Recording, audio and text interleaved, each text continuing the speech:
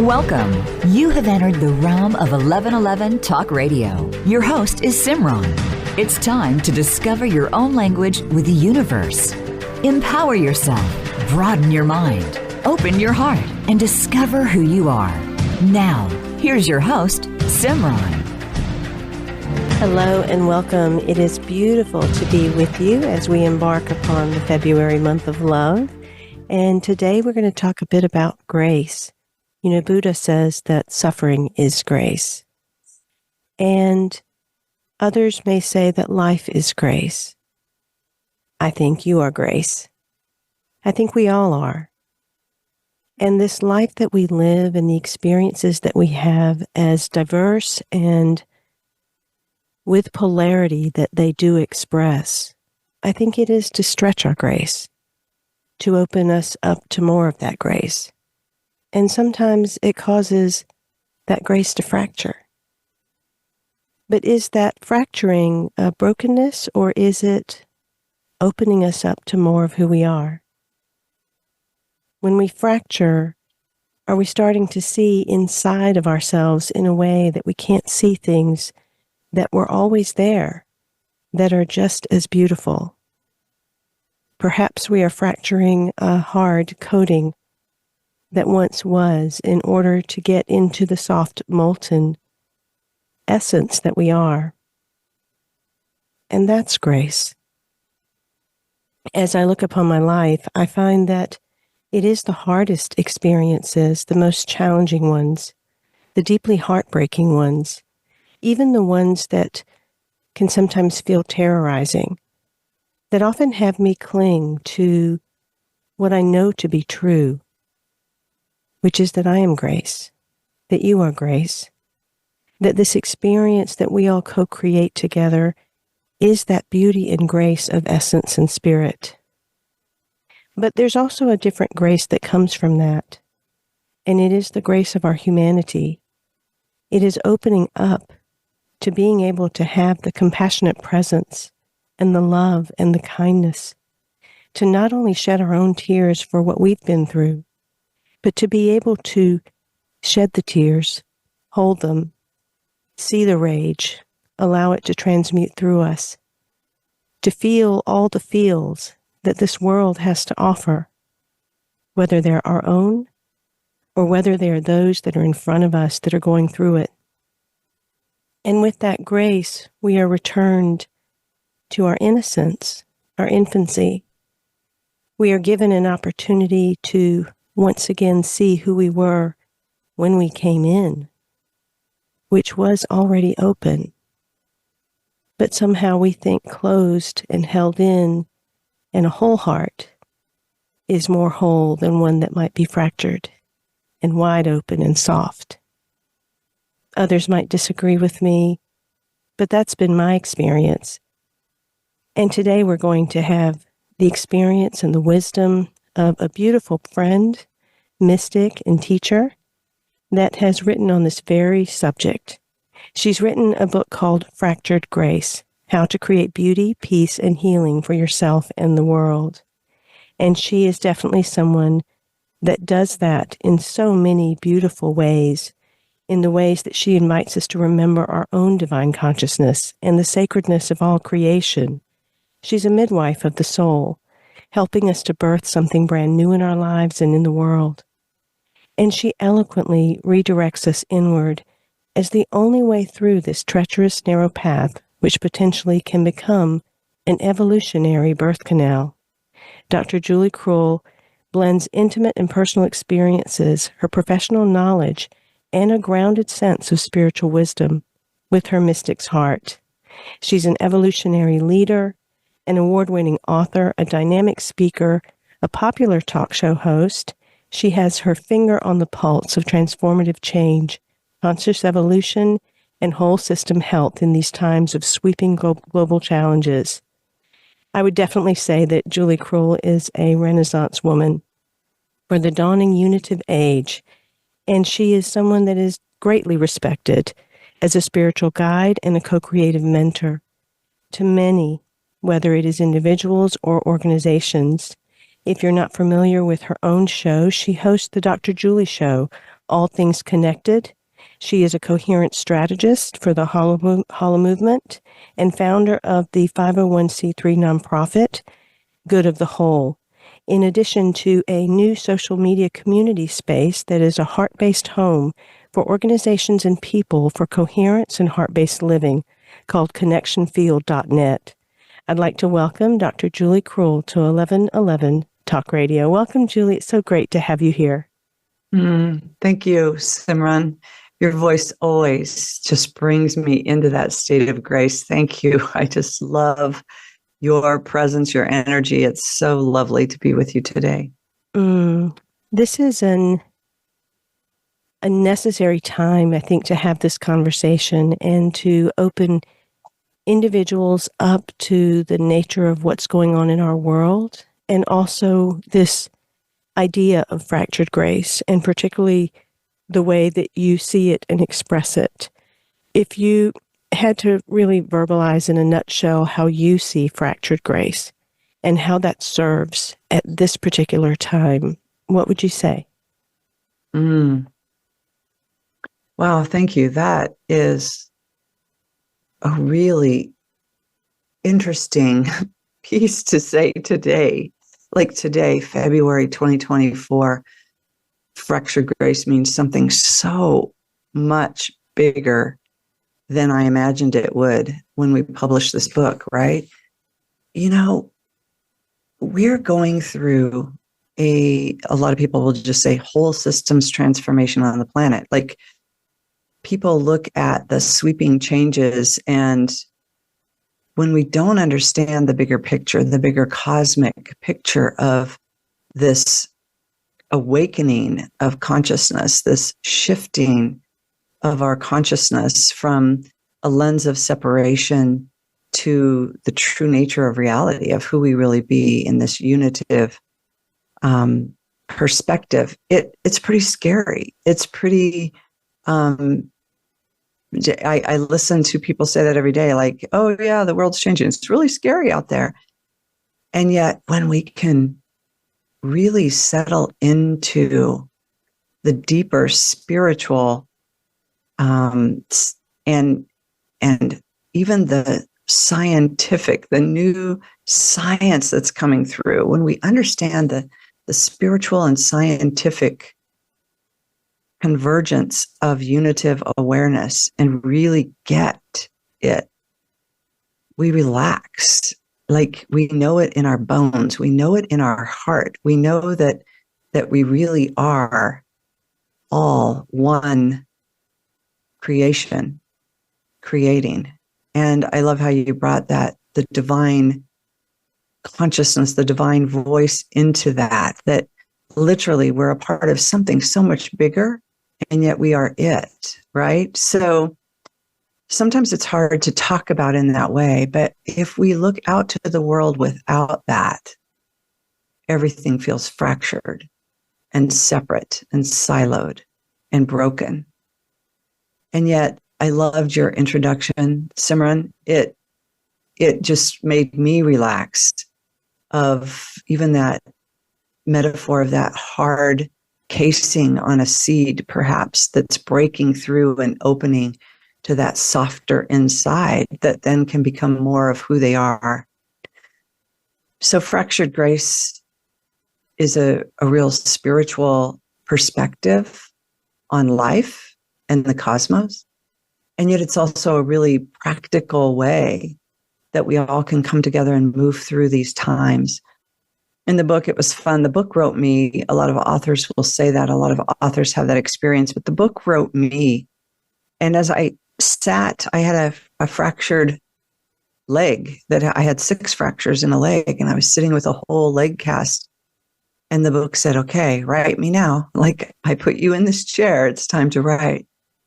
And it was fun because what presented were old experiences from my life mixed in with what's happening on the planet. And it was all moving through and a future orientation of the planet, but it was all moving through this present emergent experience of my healing. So things emerged that I never imagined. And I'll just close with that, Simran. I think fractured grace really is a pathway for beauty, peace, and healing that we all can come into and really find our own sense of grace and wholeness and unity. I love that you brought up the fracture of your leg, because that fracture was a spiral fracture, and yet the doctors had said it was such a clean cutting in the way that the bones just shaped back together. And I had a fractured hand not too long ago, and the same thing happened. It was like just a very clean cutting where there was no surgery involved or anything like that. And there's something to that, both in the spiral metaphor of your fracture, but also that the breaks can be so clean that the pieces fit seamlessly back together again.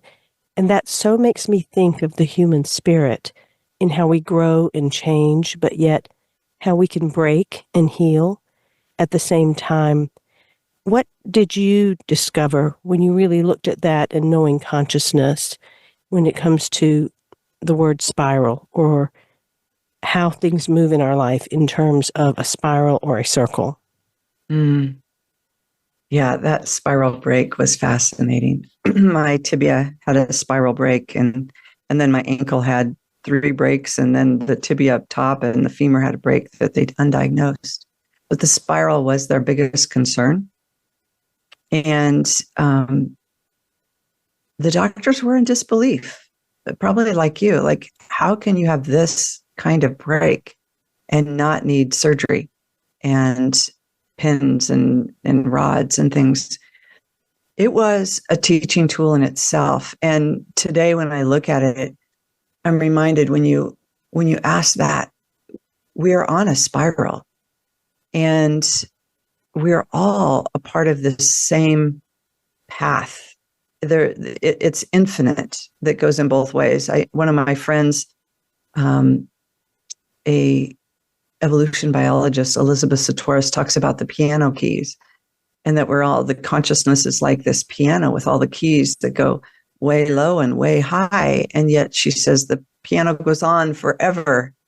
And I love that idea of that spiral going on forever. There's a lot of really beautiful imagery of even our universe that turns and spirals and evolves into greater and greater complexity, but simple complexity, like as simple as it can be, but not simpler, says cosmologist Jude Currivan.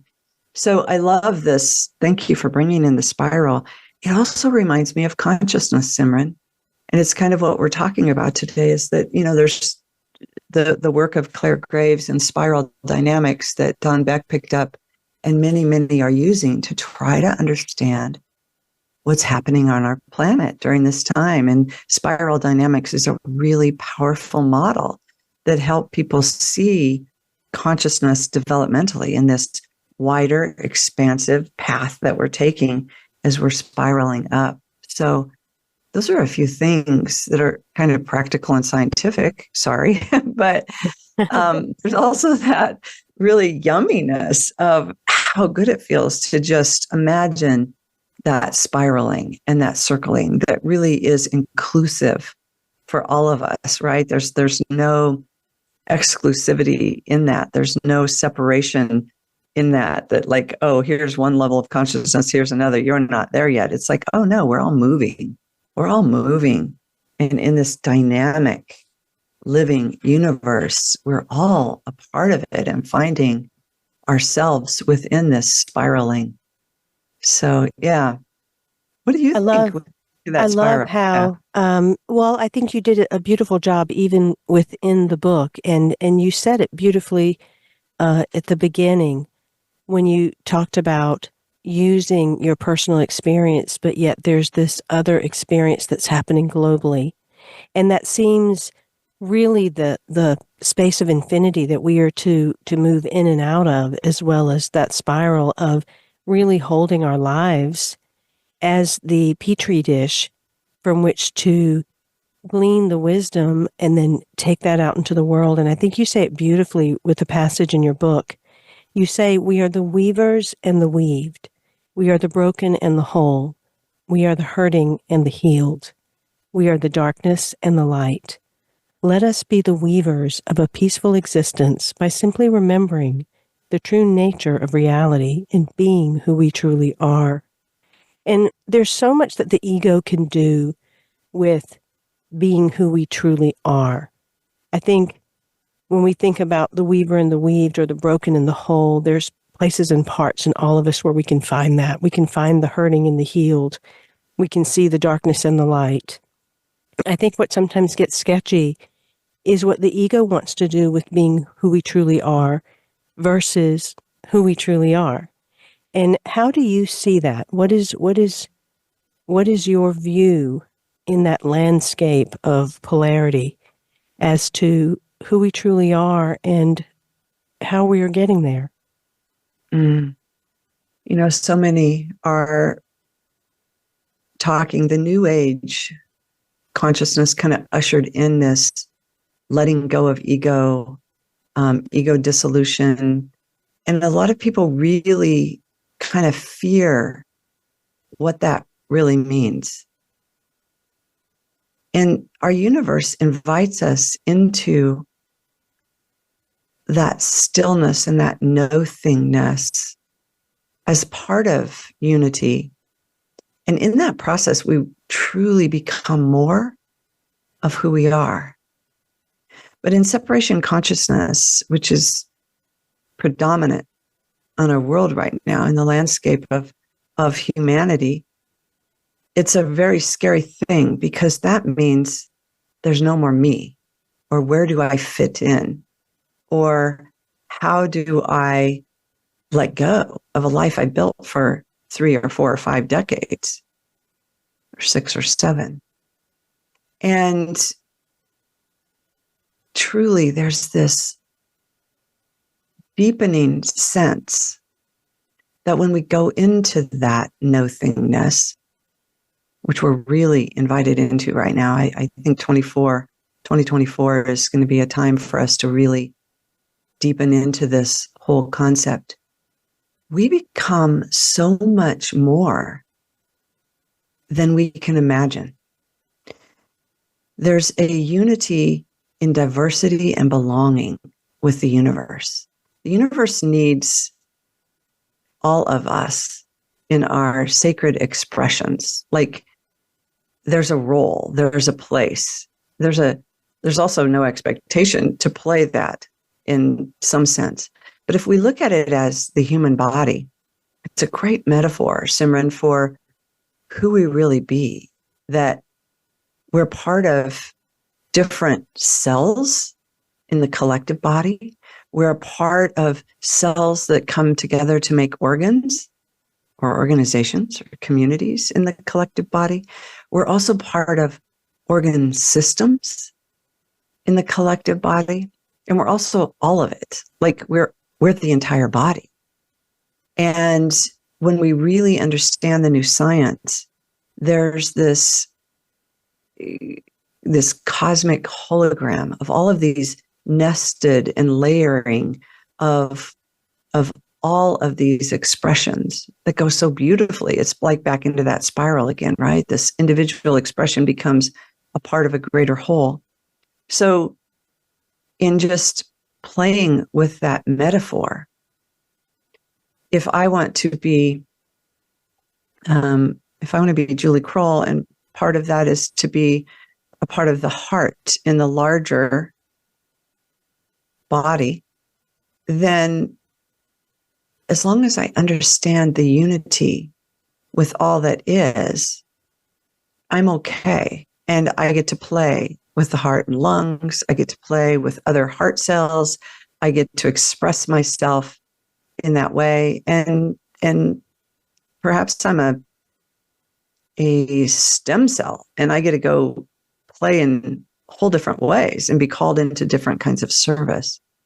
So using that metaphor, we can literally and it's hard to talk about the ego when we haven't had examples around us, but gathering with others in like-minded, like-hearted service, we kind of really can relax into this higher service because we're moving from a paradigm of serving the individual and really developing that ego, developing the self, understanding the self, exploring the self, getting the ego in its highest, most definitive state, and then letting go of all of it and merging into this larger collective and understanding how to live for the good of the whole, how to be a real integral part of something more beautiful than we can imagine.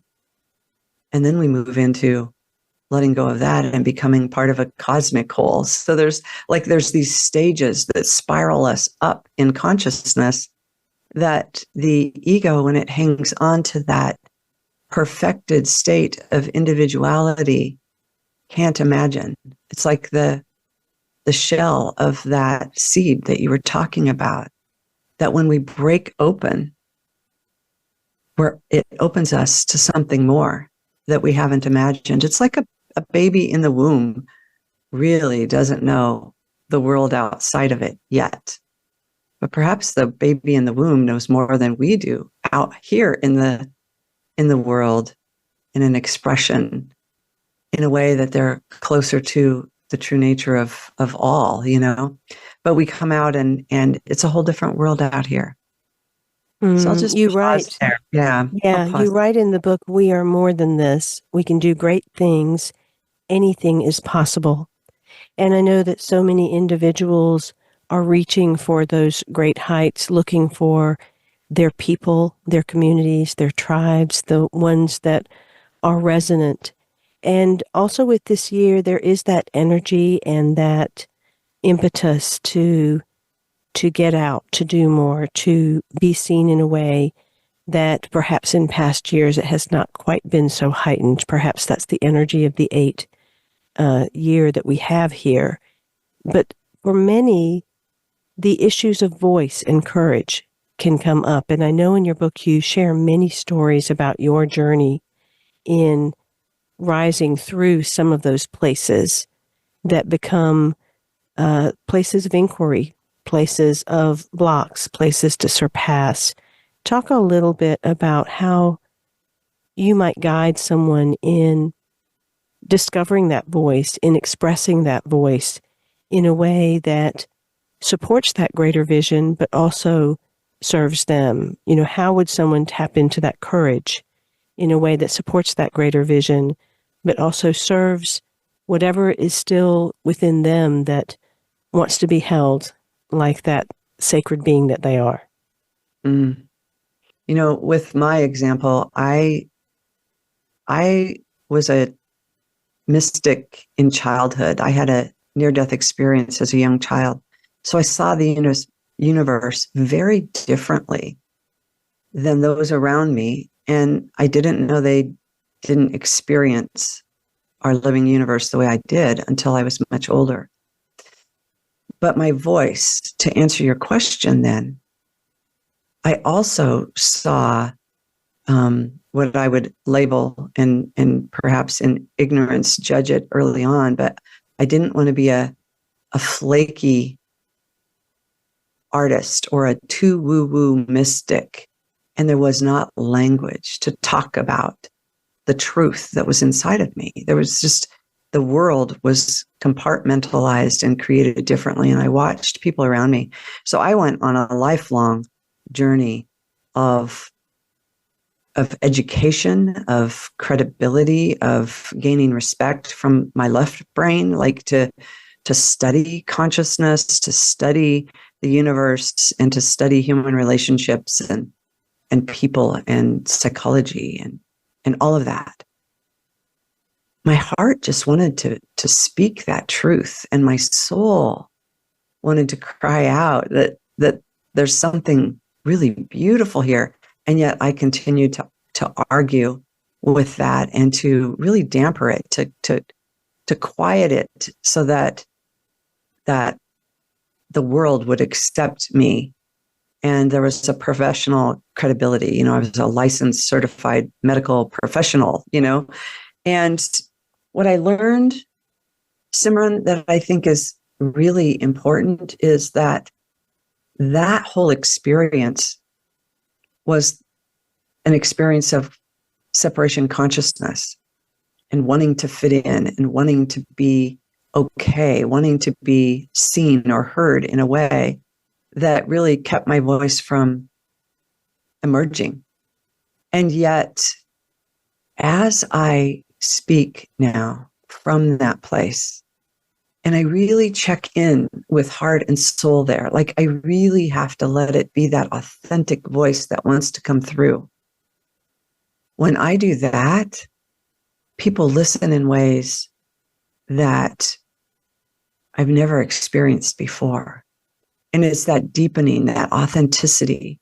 And it's almost like now, in 2024, the science has caught up with the spiritual wisdom traditions and those archaic systems of soul that have been imprinted on our planet up till now. Science has caught up. And now it's like this legitimate expression where science and spirituality are really saying the same thing. So I feel a confidence now and a courage now to speak from that place. And I would invite all of our listeners to envelop that kind of courage, because it truly does come from a higher place now. And the world really needs our voice. It needs it to be heart-centered, heart grounded, and yet that compass is really about the impact that it's going to make in shifting awareness on our planet and helping others to awaken. From the book Fractured Grace, Dr. Julie Krull says, "We are the poetry of healing. We are the expression of an interconnected universe, one with all of creation.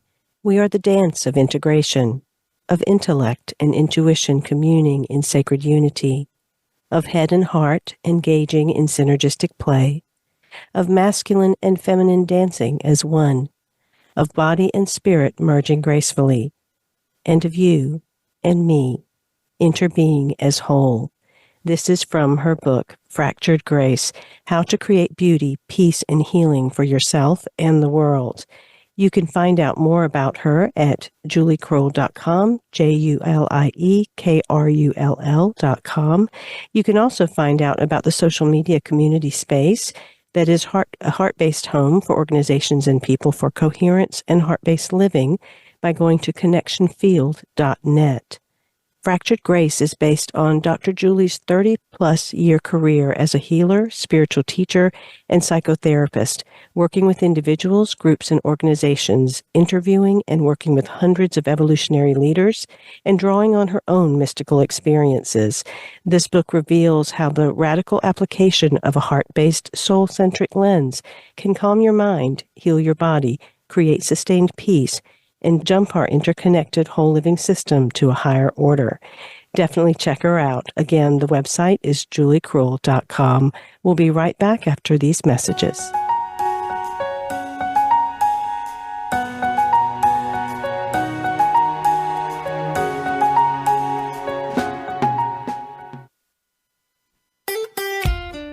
Follow Voice America at facebook.com/Voice America for juicy updates from your favorite radio shows and podcasts.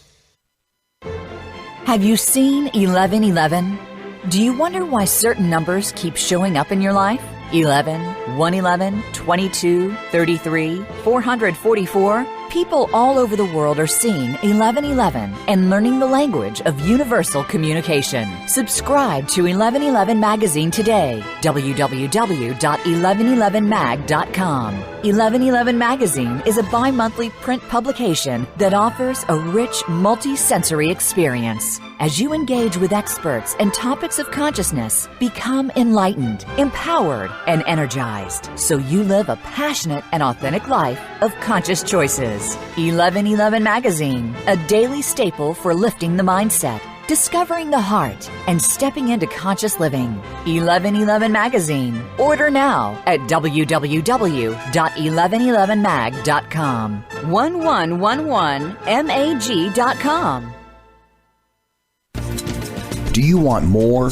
More joy, more abundance, more power and presence? How would it feel to have more loving relationships, more empowered community, greater fulfillment, and life purpose? The 1111 Mastermind community inspires, empowers, guides, and supports transformation. Shift your mind, expand your heart, deepen insights, let go and chart a new course, dream a new dream. The 1111 Mastermind community is an online portal for personal transformation and soulful expansion. Go to courses.1111mag.com. That's courses.1111mag.com. Change begins with you.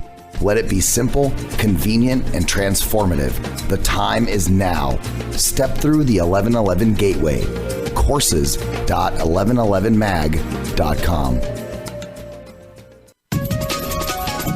Live up to your fullest potential. This is the Voice America Empowerment Channel.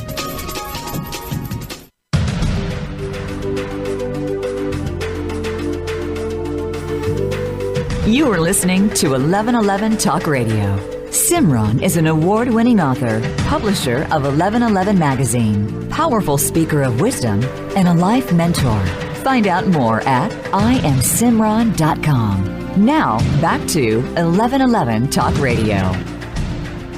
Before we get back to Dr. Julie, I want to mention some beautiful audiobooks that I have had the honor and pleasure of narrating. So if you're looking for a good one, definitely check them out. The first one is by Paul Ferrini. It is The 12 Steps of Forgiveness, an absolutely gorgeous book. And if you're not familiar with him as an author, he is one of my favorites, probably one of my very first that I ever came across. And his writings are truly beautiful. So this time more than ever is a great time to do that forgiveness work. And the way he writes about forgiveness is so simple and so sweet. So that's The 12 Steps of Forgiveness by Paul Ferrini. And then also Carolyn Baker wrote a beautiful book called Undaunted. And it's all about climate chaos. It's about how to speak to our young people, how to deal in our own daily lives with the different things that are taking place, and how to do the work that's necessary to go deep within ourselves and in our communities. It's a rich book filled with a lot of information, a lot of beautiful quotes, and a deeper understanding about climate change, climate chaos, and how that impacts individuals emotionally, mentally, and physically. So check out Undaunted. And then also another one is Leaving Faith, Finding Meaning, a beautiful memoir of a woman who had left her faith and found her own way through life, through her many experiences, and hung on to science. And so there are many paths to get you where you need to go. So check them out. If you'll go to Audible, they are all right there, along with Conversations with the Universe and my other book, Signs, Sacred Encounters with Turning Points, Pathways, and Divine Guideposts. Fractured Grace is part personal memoir, part self-help, part educational nonfiction, and part inspiration and adventure. It's a timely prescription for individual and collective healing, a resounding call for our wholeness in today's escalating state of chaos and fear. She is an award winner of the Nautilus Award, and you definitely want to pick up the book and allow it to guide you through moving through your own personal journey, as well as opening your lens to that idea that we are more than this. We can do great things, and anything is possible. We are living in a time of expanded consciousness and amazing global shifts. Guidance is coming fast, almost instantaneously. We are stepping into the fullness of who we are. We are taking responsibility for our health and quality of life. We are discovering the resources we have within as we connect with Creator, creation, community, our own divine essence, and the mysteries of other realms we've only imagined. This is not an abstract idea, but a calling for all who are committed to practice unification and break through the illusion of separation. That is from the book Fractured Grace, How to Create Beauty, Peace, and Healing for Yourself and the World. So many beautiful passages within the book, Julie, and also you do guide people with quite a few different prompts to help them move through their own experiences and their own personal growth as they go into these things, as well as the, I would say, science-based or professional-based blocks of information to help them deepen into subconscious programming or any of the emotional healing or the mental constructs that are necessary. How do you see individuals weaving those aspects of healing with this higher call that we move into? Oh, I love this question. Thank you, Simran.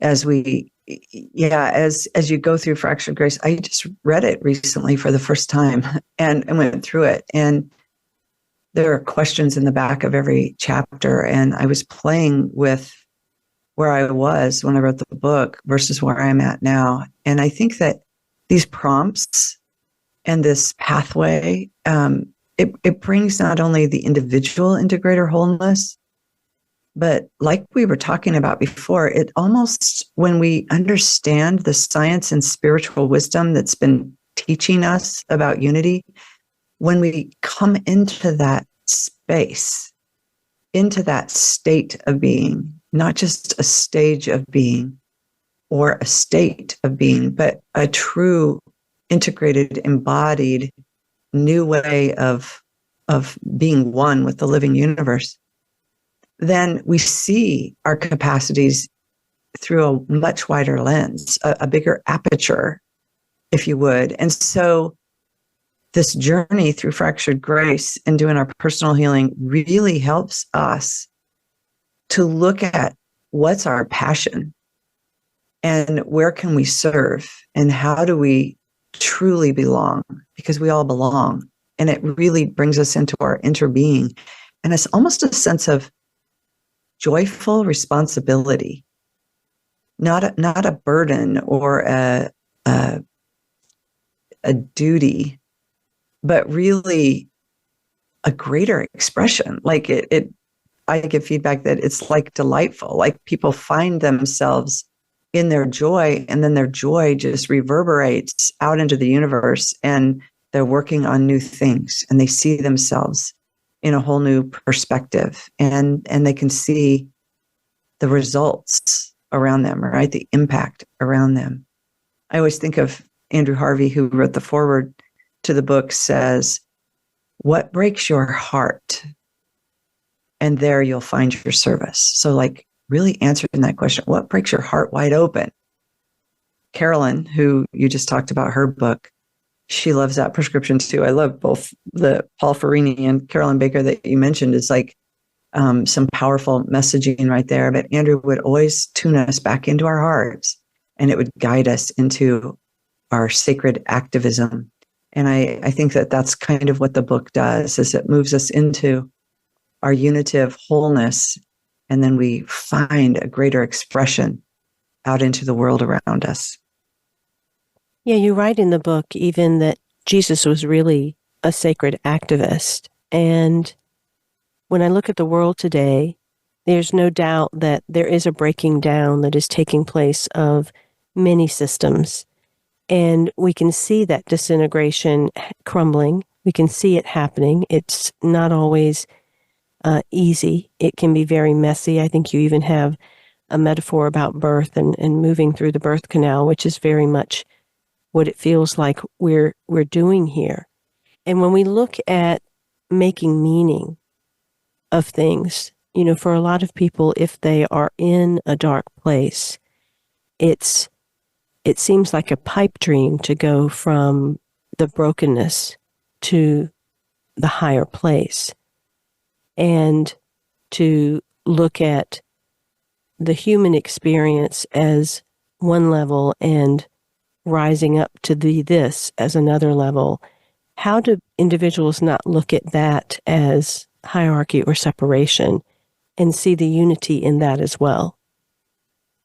You know, we've been in a phase, a developmental stage of creation, of evolution, where we were in separation consciousness.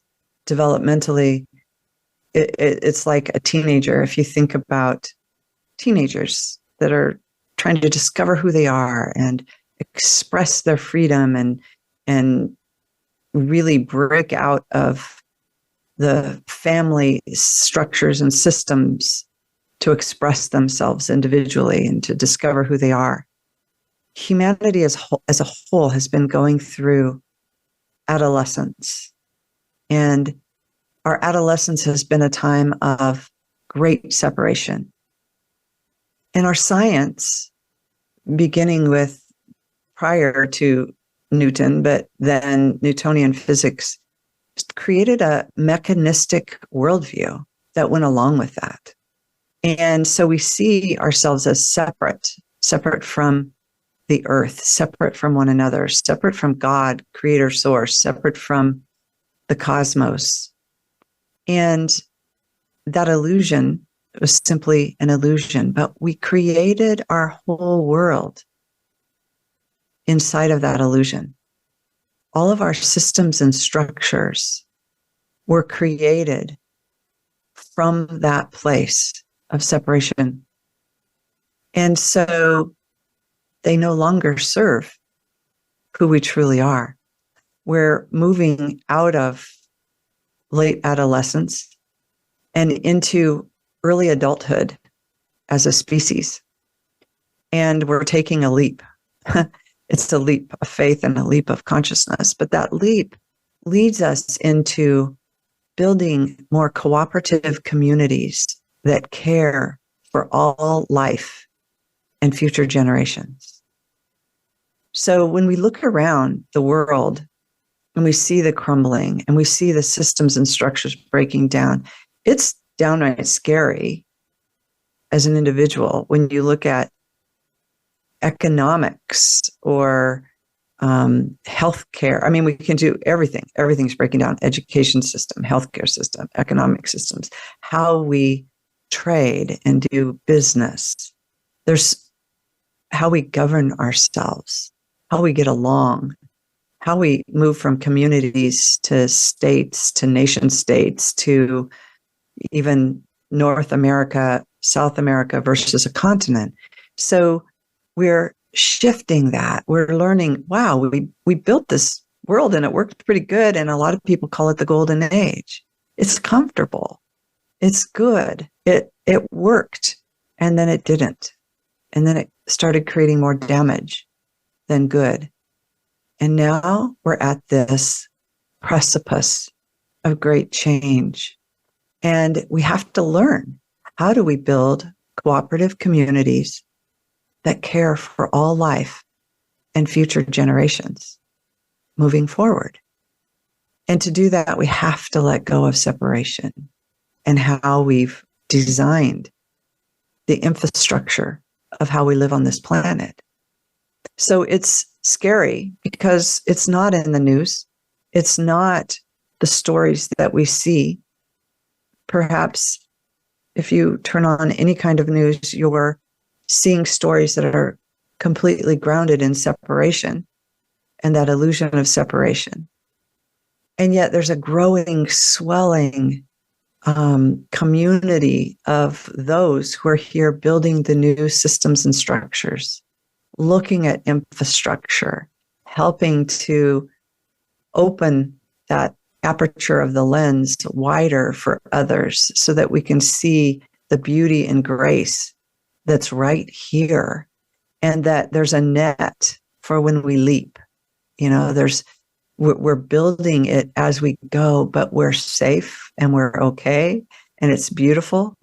So for those who are afraid, I would suggest reaching out to some of these, even the authors that you mentioned, and your work, Simran. There are so many beautiful resources out there that help us understand this larger cosmic perspective of what we're going through. There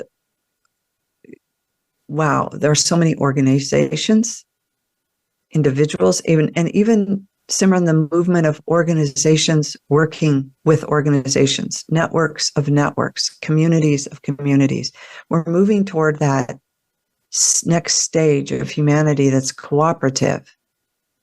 And so check in with some of the websites you've mentioned. Look for those resources, discover those books, and it will lead and guide you to a support system, to a place where you can relax into these new ideas and new ways of being, and not fear that everything in your own personal life will crumble with the same world out there that's crumbling, because our breakdowns are leading to incredible breakthroughs. There's so much goodness and grace out in the world, but we're not seeing it. And it depends on what we're tuning into. We're watching really horrific things around us, from the planet and the environment to the social systems like you talked about, our governing systems. So reach out and look, and you'll find a community. I promise you'll find communities of practice, communities of learning, communities of support, and let's all build it together. Like, let's team up. Let's build this together. We can co-create a world that works for everyone, and we're doing it. I think there's a beautiful passage where you speak about this change, where you say, I think of birthing the divine human in much the same way. We are comfortable in our lives until we are not. We avoid change. We don't know what we don't know until we know it. We go about life from the consciousness of the finite mind, the separate self, with little awareness that there is so much more to be discovered. And there's a great deal more to be discovered.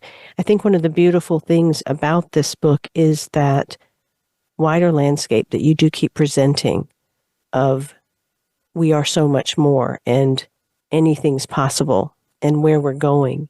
And yet you also illustrate this example through your stories of the necessity for some of the solitary work, for some of the hermit work that has to be done. And you wrote, as with my son's birth and my father's death, birthing the divine human is something we do alone in the dark. It's more like a remembering or an awakening.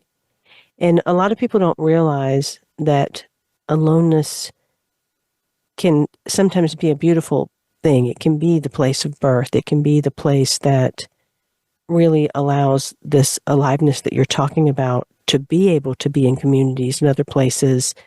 It can be that very seed.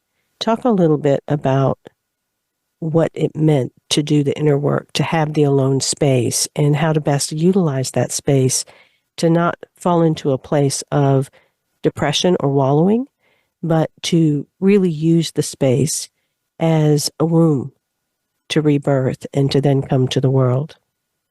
Simran, you're really good at this. Your voice of the living universe speaking through us is another essential practice for us to go into these womb spaces with, because it's about making meaning.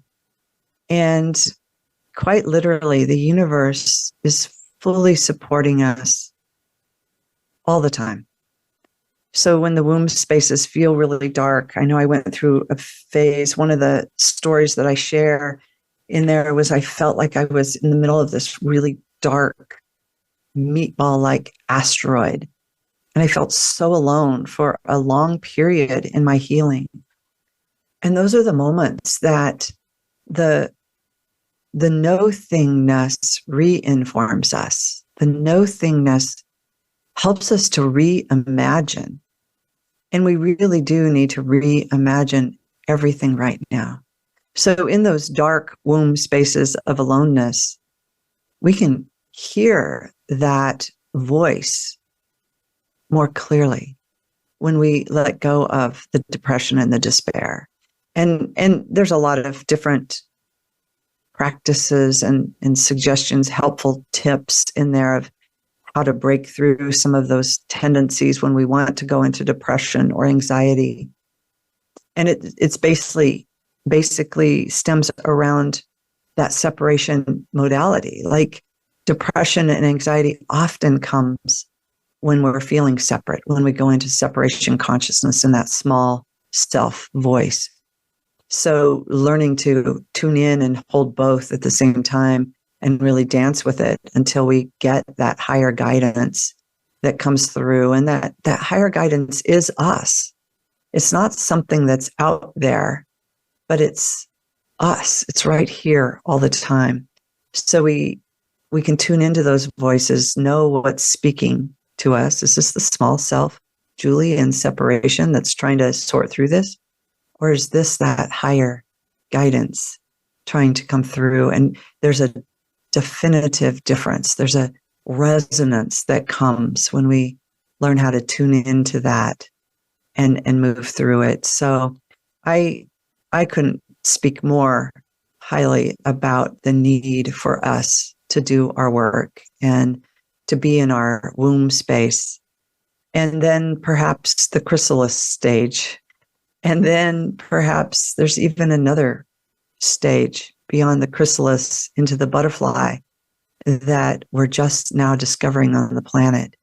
But know that we're birthing and we're rebirthing. And this is more of a chrysalis time than a womb time for us. It's a brand new, the chrysalis is the womb time, but as a culture, we're birthing a brand new species that's never been expressed in the ways that we've expressed on the planet. So we're not just crawling out of the chrysalis as a caterpillar that has wings. We're really in the dissolution phase of letting go of everything we've been so that the imaginal cells can come in and really show us and guide us how to be a new species here. And all of that is a part of our personal work as much as our collective. And you talk about how we are going through collective contractions right now. You say it is the collective squeeze that we must move into. I love how you talked about the imaginal cells and about reimagining a new world. And that faculty of being able to reimagine is probably the igniting spark that really allows each one of us to soar. We only have a couple of minutes left. What would you like to say about reimagining what's possible? Reimagine everything really invites us into a expansive place. And I think that right now on the planet, just knowing, another metaphor in the book is that all of these fractures and wounds that we are as a species running to the site of these fractures on our planet and really healing what's happening as we go through the stages of healing and stages of fractures. To reimagine is to sew the new bone marrow that holds the fractures together, right? To weave the bone together, to weave the skin and tissue together that brings grace in, and we're co-weaving. So it is a beautiful time to let go of everything we've ever imagined and to clearly step into a brand new place of nothingness so we can reimagine. I can't say that enough. It really is a letting go time into no time, no space-ness so that we can allow the wisdom to come forward in emergence. A 2019 Gold Nautilus Book Award winner, Fractured Grace is a prescription for individual and collective healing, a resounding call for wholeness in today's escalating state of chaos, separation, and fear. With a unique and intimate journey into Dr. Julie's own healing process, from an early childhood near-death experience to a freak accident with several broken bones, you're invited to step outside of the outdated worldview to create more beauty, peace, and healing for yourself and the world. And I'll leave you with these words from her book. Walk in love with your true self, for you are love. Walk where you and God are one within your body. Walk in love, for you are love itself already. Walk in love with the beloved. Walk in love with the beloved.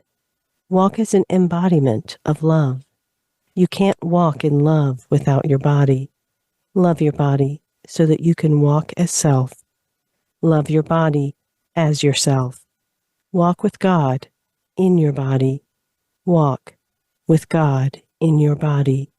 Walk with you and God as one, with God as your body. Walk, love, be yourself, be love.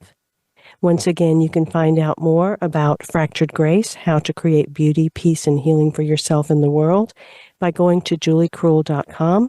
Also, check out her new space, connectionfield.net, if you're looking for a social media community that is heart-based, where there is greater coherence and heart-based living. Thank you, Julie, for being on 1111 Talk Radio. Until next week, I am Simran. In love, of love, with love, and as love. Be well.